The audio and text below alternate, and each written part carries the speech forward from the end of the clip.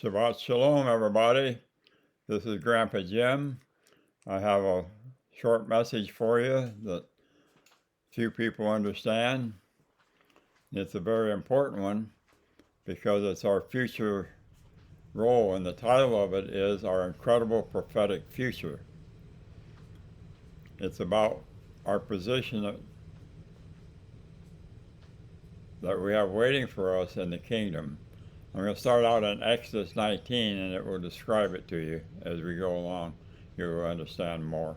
Exodus 19, 5 through 6. Now then, if you will indeed obey my voice and keep my covenant, then you shall be my own possession among all the people. For all the earth is mine, and you shall be to me a kingdom of priests and a holy nation. These are the words that you shall speak to the sons of Israel. This message was given by Yahweh at Mount Sinai to Moses, and the special blessing is not because Israel was better than any other nation, except that Yahweh chose them as his because of Abraham's obedience. And that blessing is Sekula, which is a bond servant that he loves very much, very dearly. In Daniel 7:27, then the sovereignty, the dominion, and the greatness of the kingdom under the whole heaven will be given to the people of the saints of the highest one. His kingdom will be an everlasting kingdom, and all the dominions will serve him and obey him. All nations will serve and obey him. That's what dominions means. In Isaiah 61, verse 6, but you will be called the priests of Yahweh. You will be spoken of as the ministers of our Elohim, and you will eat the wealth of the nations, and in their riches you will boast. We will receive the wealth of the nations in the millennium. 1 Peter 2, 1 through 25. Therefore, putting aside all malice and all deceit and all hypocrisy and envy and all slander, like new-born babes, long for the milk of the word, so that you by it may grow in respect to salvation, if you have tasted the kindness of Yahweh, and coming to him as to a living stone, which has been rejected by men, but is the choice and precious in the sight of Yahweh.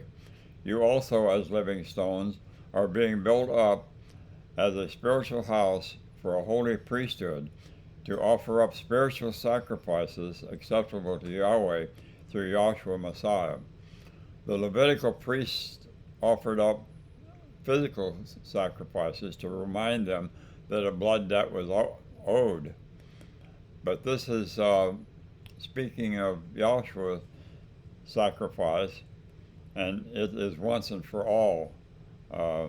He sacrificed himself just one time. He doesn't have to do it over and over like they did the physical sacrifices. And the sacrifice is the prayer of the saints.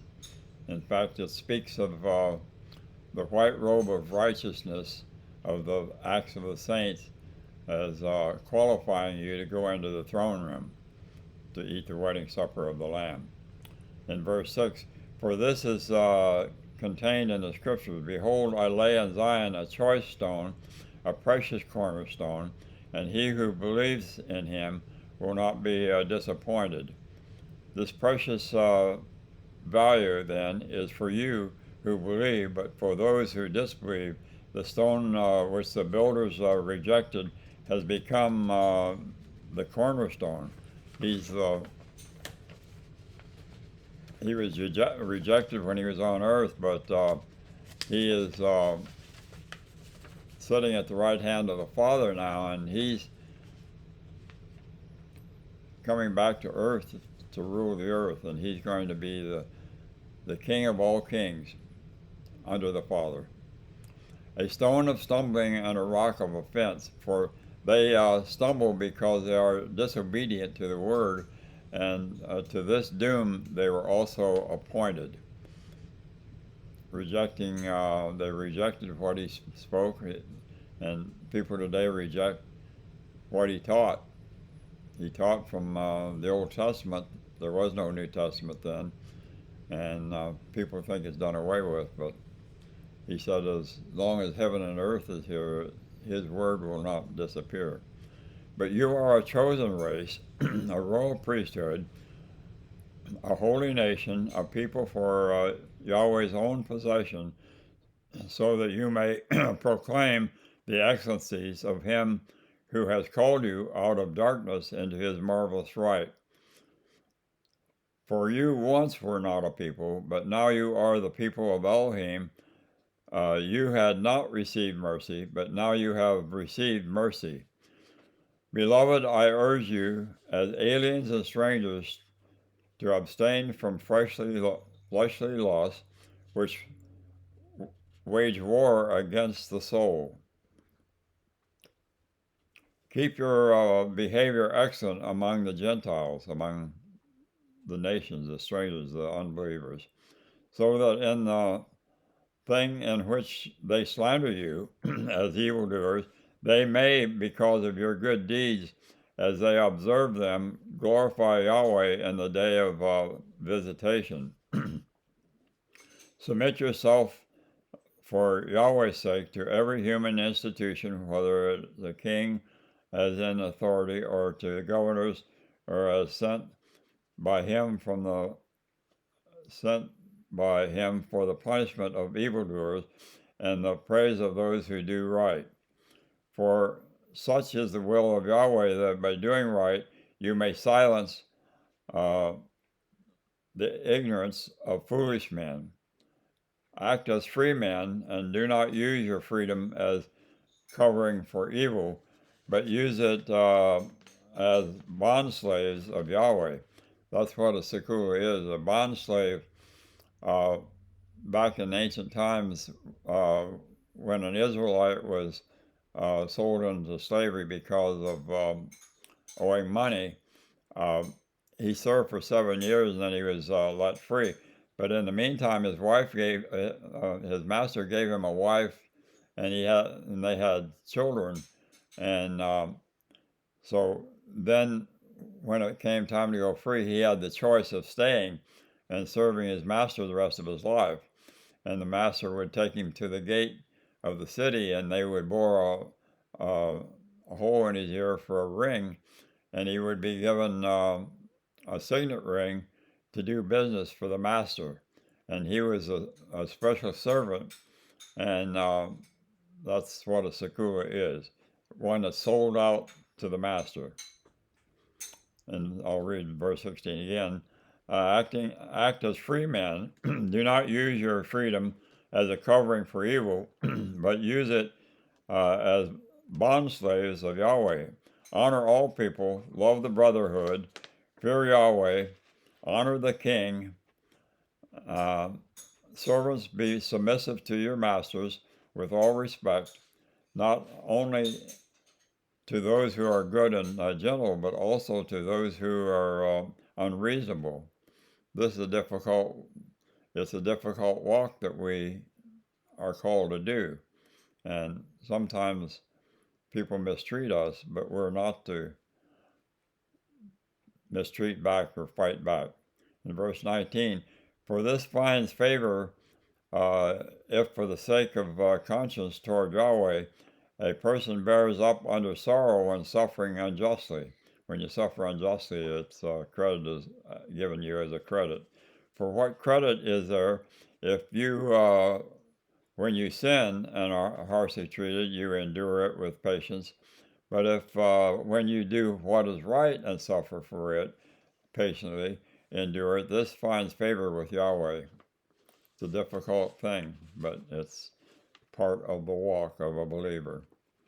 For you have been called for this purpose, since Messiah also suffered for you, leaving you an example for you to follow in his steps, who committed no sin, nor was any deceit found in his mouth. And while being reviled, he did not revile in return. While suffering, he uttered no threats, but kept entrusting himself to him who judges righteously, the Father, in other words. And he himself bore our sins in his body on the stake, so that uh,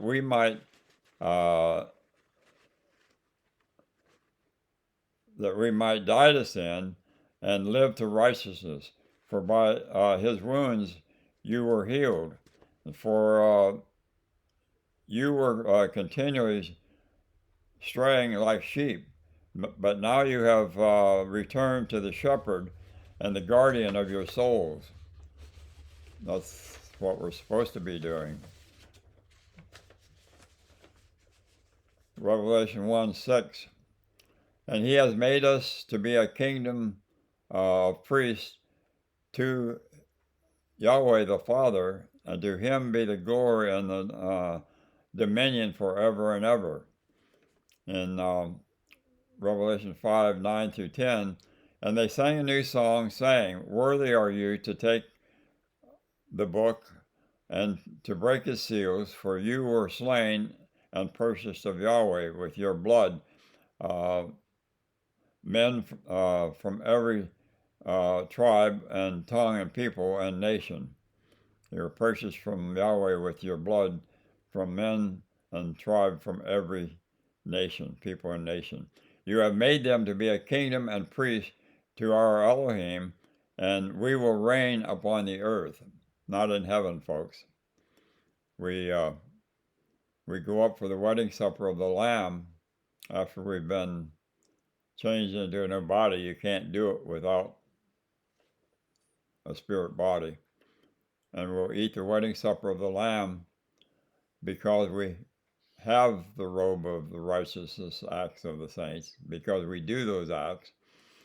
And we eat it for 7 days. It's a Jewish wedding. And we return to earth with Joshua, where he takes over the earth by killing 200 million demonic human beings that are trying to kill us. And we return with Joshua to rule on the earth. Revelation 20, verse 6. Blessed and holy is the one who has part in the first resurrection. Over these the second death has no power, but they will be priests of Yahweh and of Messiah, and will reign with him for 1,000 years. We are not of the Levitical priesthood, as Aaron and his family were the Levitical priests.